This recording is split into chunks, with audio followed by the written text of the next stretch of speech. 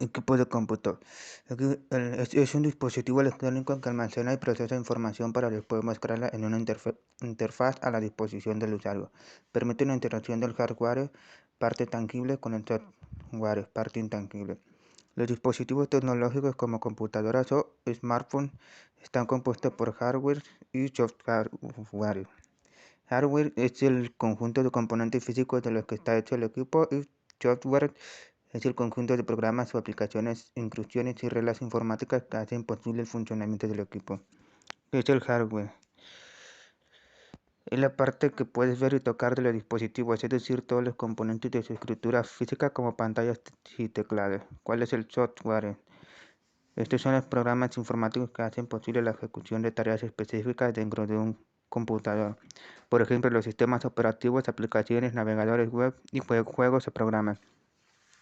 Estas características siempre trabajan de la mano mientras el software aporta las operaciones. El hardware es el canal físico por el cual dichas funciones pueden realizarse. Características.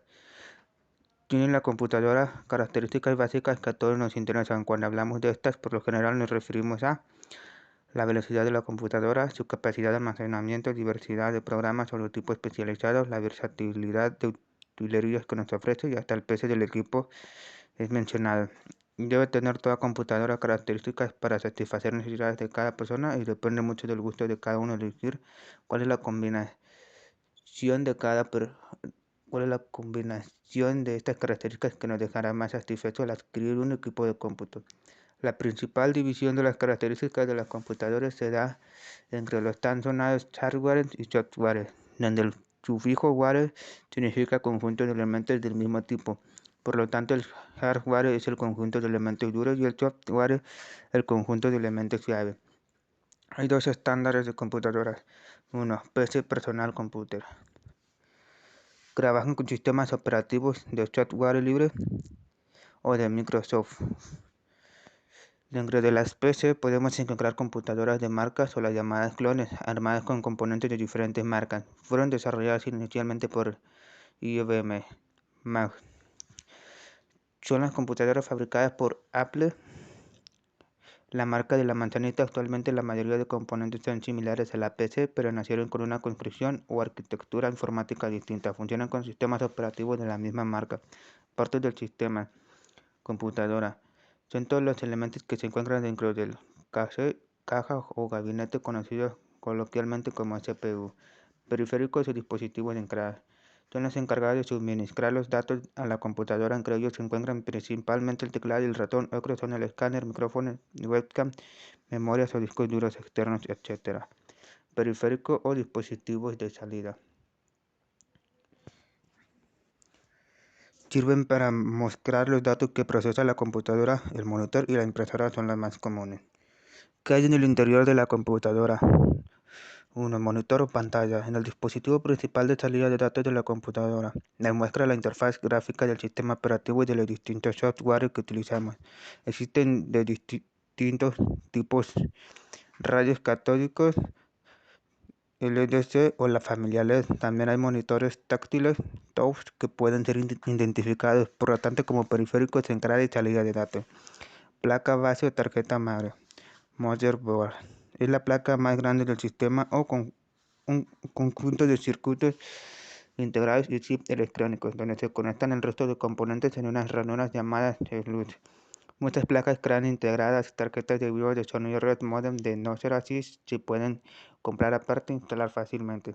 Procesador o CPU. El cerebro de la computadora, también llamado unidad central de procesamiento, encargado de ejecutar las operaciones matemáticas. Recuerda que las computadoras trabajan con dígitos binarios, por eso procesar información digital no es más que realizar diferentes operaciones con ellos. Memoria RAM. Grandes Access Memory o memoria de acceso aleatorio. Mientras el procesador realiza sus operaciones, guardan la memoria RAM de resultados. Supongamos que estamos escribiendo una carta en la computadora, abrimos el programa, los datos comienzan a almacenarse en la memoria, que los envía al procesador para que ejecute las instrucciones y realice las operaciones. 5. Tarjetas varias. Tarjetas de video. Como vimos, algunas tarjetas madre vienen con el video incluido, pero por lo general siempre se le instala una tarjeta aparte. aparte de una tarjeta gráfica o de video, para que las imágenes se muestren con mayor nitidez y calidad en la pantalla, sobre todo si la computadora se dedicará a tareas que requieren más potencia de procesamiento de la imagen, como puede ser la edición de videos o jugar videojuegos. Se compran aparte y se conectan a la placa madre a través de las rendijas o slot. Tarjeta de interfaz o adaptación LAN sirven para conectarse a internet o para poner en comunicación dos computadoras para compartir datos entre ellas. Probablemente la identifique porque tienen un conector Ethernet. Tarjeta de interfaz de audio. También las tiene integradas en la motherboard, aunque para una radio o estudios de producción es necesario contar con una tarjeta independiente. Las integradas suelen recoger el sonido eléctrico de la placa y del resto de componentes, como los ventiladores. Esto añade un leve zumbido a las grabaciones, que aunque pequeño es suficiente para dañar la calidad de una producción. Fuentes de alimentación. Las computadoras necesitan corriente eléctrica para funcionar, dependiendo del país, hay de 110 o 220 voltios. Esa corriente alterna necesita convertirse en niveles más bajos de energía eléctrica continua, ya que todos los componentes de la computadora funcionan con continua. Para transformar la energía alterna en continua usamos las fuentes de alimentación, desde donde salen los cables necesarios para alimentar la tensión eléctrica a todos los componentes. 6. Unidades de lectura. Son equipos que leen la información guardada en CD, DVD o en los antiguos floppy. Discos de 3/4 de pulgada que la mayor parte de computadoras ya no incorporan. Otros de los dispositivos de almacenamiento que quedaron en desuso son los chips, una especie de cartuchos que tenían una lectora especial más grande que un disco floppy, pero más pequeño que un lector de CD. También encontramos los lectores de USB Universal Series que nos permiten las memorias flash llamadas por extensión USB, pincho o llave. Disco duro. En ello se guarda toda la información y programas el sistema operativo. También en los discos duros se guardan los textos, archivos musicales, fotos o videos. A mayor capacidad, mayor número de datos guardados. Entradas y conectores de computadora. A partir de este punto vamos a conocer todos los relacionados con las computadoras y sus conexiones, cables y puertos de conexión. Conector USB es un tipo de conexión que permite la transferencia de archivos entre la computadora y el dispositivo que esté conectado a la entrada USB. Conector Firewire es un estándar de conexión para la transmisión de audio y video. Fue creado para solucionar el problema de la baja velocidad de las entradas USB 1.0 y es muy utilizado por filmadoras y algunas cámaras fotográficas digitales. Conector DVI son entradas comúnmente utilizadas en las computadoras como entradas de video, transmiten solamente imágenes. Conector HDMI son las mismas entradas citadas anteriormente. Los monitores más modernos ya poseen esta tecnología de transmisión de audio y video. Conector RGB VGA son las entradas comunes que conectan la placa de video al monitor. Son entradas analógicas que poseen menos definición que las entradas digitales, DVI o HDMI. Puerto paralelo es un tipo de conexión entre periféricos y la computadora comúnmente utilizado con las impresoras. Puerto serie junto con el puerto paralelo mencionado más arriba. El puerto serie, más conocido como puerto COM, básicamente es un puerto de ES de datos que todavía puede encontrarse en muchas computadoras. Puerto PS2 es un tipo de conexión que, si bien ha quedado obsoleto para la mayoría de las implementaciones del usuario promedio, lo cierto es que todavía se puede encontrar en la mayoría de las computadoras de tipo desktop. Puerto Ethernet o RG45. El puerto RG45 es el conector físico de la computadora que te permite conectarte a través de un cable a la red tipo LAN. Conectores de audio. Muchos de los modelos suelen venir equipadas con su propia tarjeta de audio, lo cual te provee unos conectores tipo jack. ¿Qué es el mantenimiento correctivo y para qué sirve? El objetivo general del mantenimiento correctivo es el de realizar la tarea de mantenimiento para establecer un activo que no funciona o funciona mal, una condición óptima u operativa. La necesidad de una acción correctiva puede detectarse de muchas maneras. Por ejemplo, Un técnico de mantenimiento puede notar que una pieza se está degradando mientras realiza un trabajo de mantenimiento preventivo con una inspección.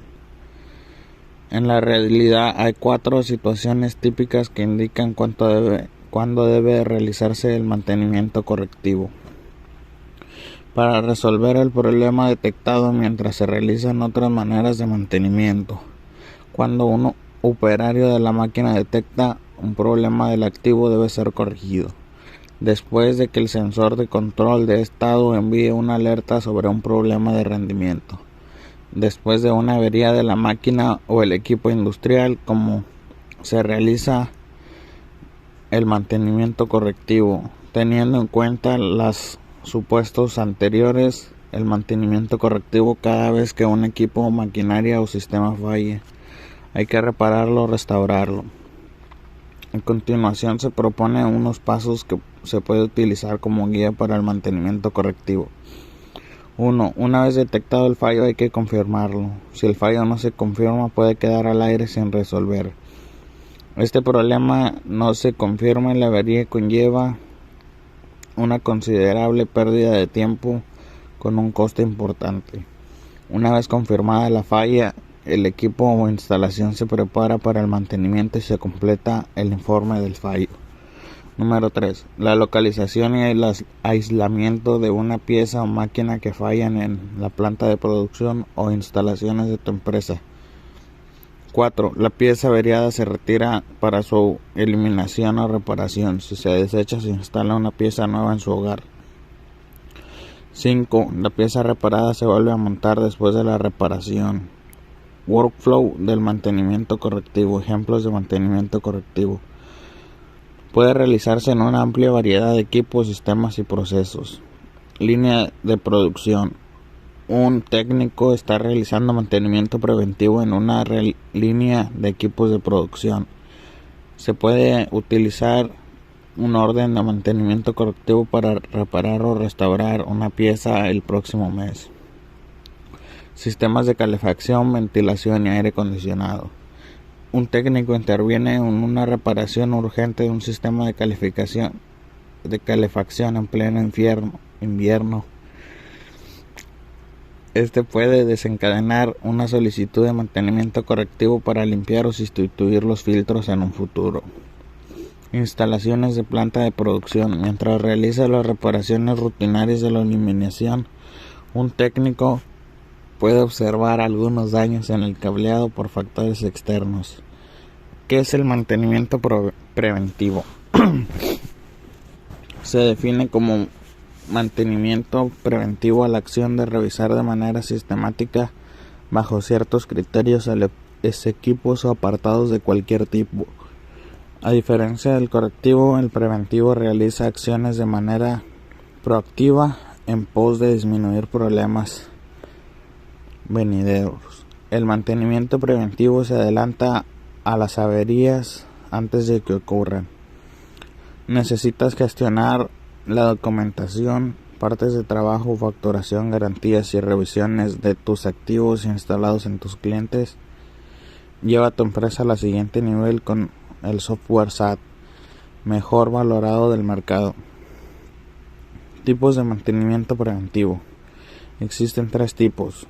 Mantenimiento programado, se realizan por tiempo, kilometraje u horas.